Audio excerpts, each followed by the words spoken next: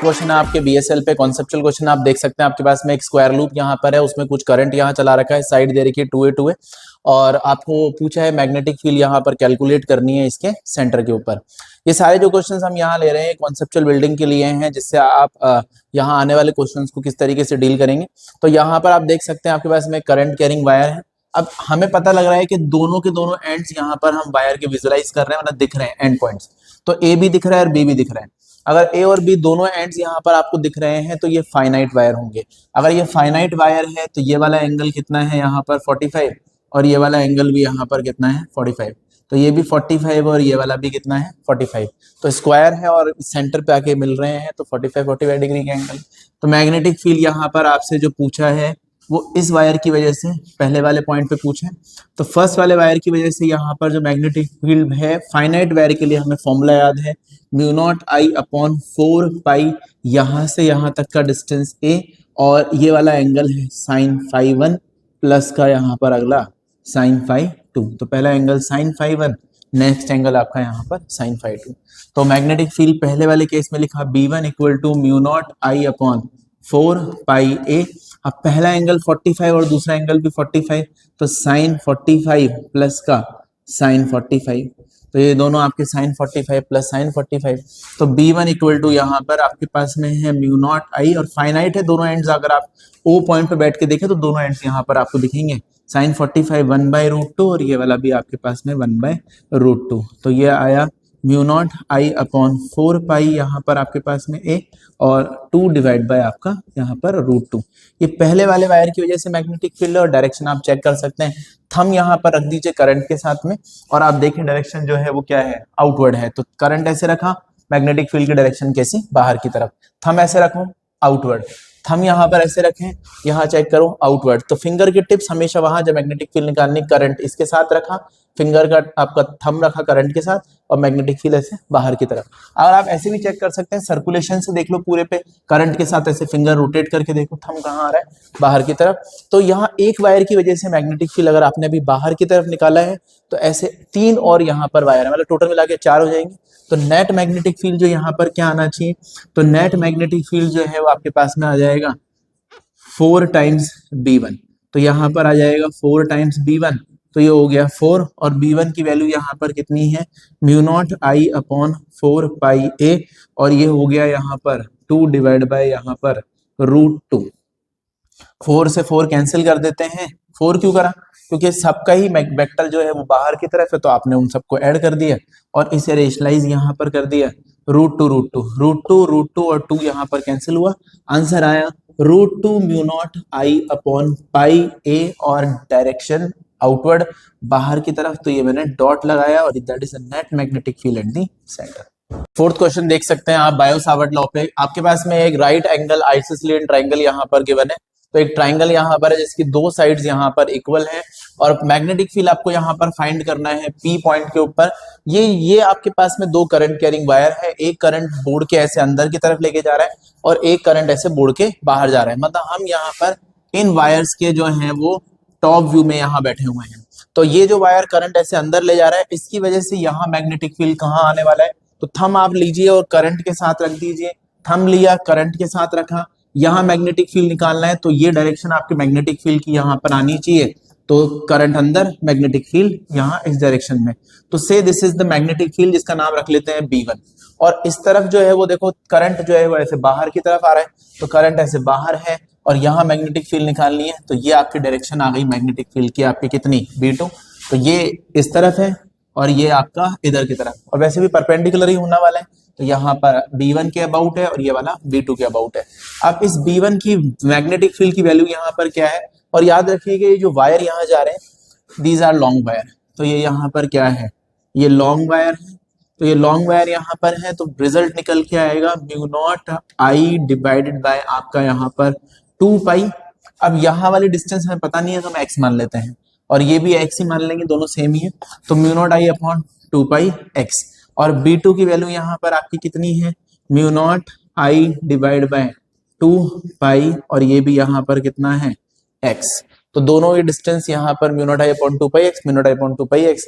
अब हमें यहाँ पर पता है एक्स की वैल्यू हम कैलकुलेट कर सकते हैं कि यहाँ पर आपका 90 डिग्री ये रहा, 90 के सामने ये आपका हाइपोटेनस हो जाएगा, और ये a square equal to hypotenuse का square equal to perpendicular square plus आपका यहाँ पर बेस स्क्वायर, तो ये 2x square equal to a square, तो x square equal to a square by 2। x की वैल्यू यहाँ कितनी आ जाएगी, a बाई रूट 2। तो x की जगह पे आप रख देते हैं a by root 2 mu naught I upon 2 pi, और x की जगह पे यहाँ रखा आपने a बाई रूट 2, और ये भी रख दिया है mu naught I upon 2 pi, और x की जगह पे ये रखा a डिवाइडेड बाय आपका यहाँ पर रूट 2।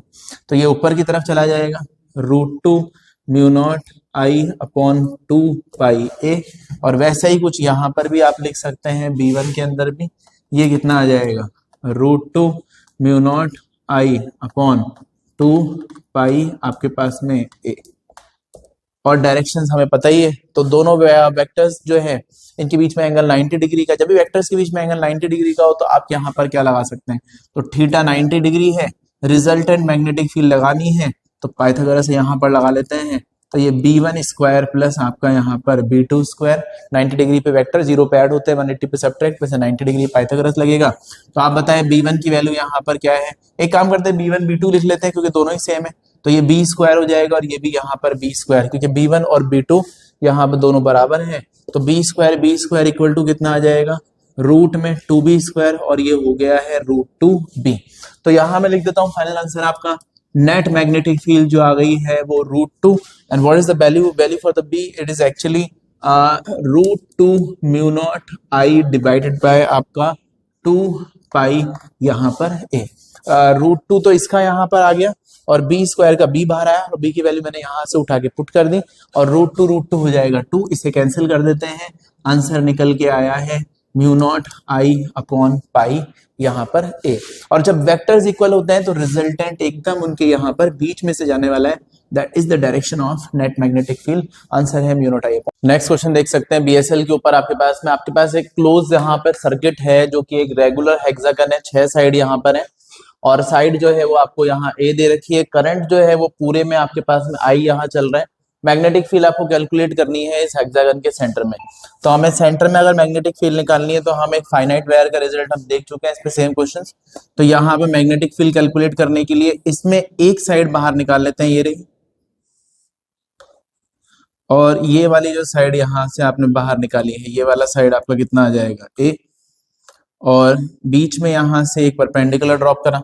अब बहुत इंपॉर्टेंट यहाँ पर है कि टोटल जो ये यहाँ पर एंगल आपके पास में है वो कितना है, 360 है, और 360 को 6 से डिवाइड करो, 1 2 3 4 5 और 6, तो 360 डिवाइडेड बाय आपका यहाँ पर 6, तो ये वाला एक जो एंगल आएगा ये कितना आ जाएगा, दैट इज 60 डिग्री।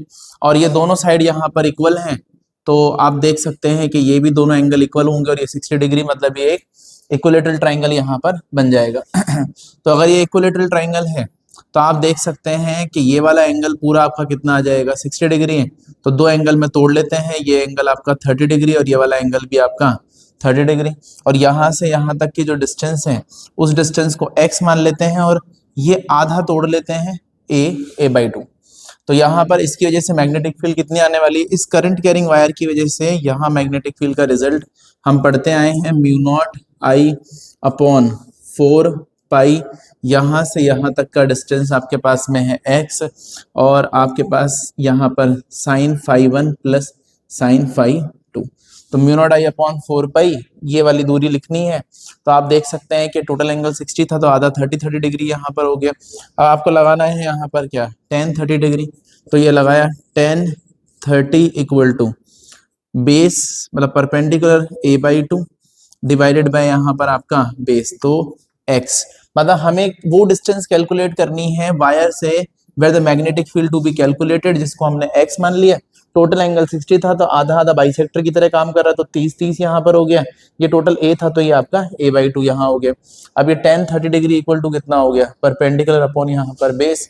अब tan 30 की वैल्यू कितनी होती है, 1/√3, 1/√3 equal to a by 2x, और x इक्वल टू कितना आ गया, √3 a बाई 2। तो x की वैल्यू यहाँ पर आपके पास में आ गई √3 a बाई 2। अब x √3 a बाई 2 हमें मैग्नेटिक फील्ड लिखनी है, फॉर्मूला हमारे पास में प्रेजेंट है, तो सेंटर पे मैग्नेटिक फील्ड क्या आने वाली है, B equal to mu naught I upon 4 pi, और x की वैल्यू कितनी आ जाएगी, √3a/2, और वहाँ एंगल कितना आ जाएगा, साइन, पहला एंगल कितना है 30 डिग्री, साइन 30 प्लस दूसरा एंगल भी यहाँ पर कितना है 30 डिग्री। वहाँ जहाँ पे कैलकुलेट करना है वहां से एंगल लिखने, और उस पॉइंट पर जहाँ मैग्नेटिक फील्ड की वैल्यू कैलकुलेट यहाँ पर करनी है। तो यहाँ पर दोनों एंगल लिखे 30 और 30।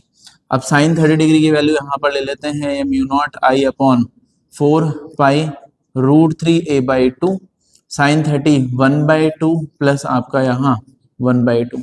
ये मैग्नेटिक फील्ड कैलकुलेट होगी एक वायर की वजह से। इसे पूरा से एक बार सॉल्व कर लेते हैं। तो ये हो गया म्यू नॉट आई अपॉन, ये 2 से ये 2 खत्म हो जाएगा, तो 2√3, तो 2√3 और पाई इंटू आपका यहाँ पर a।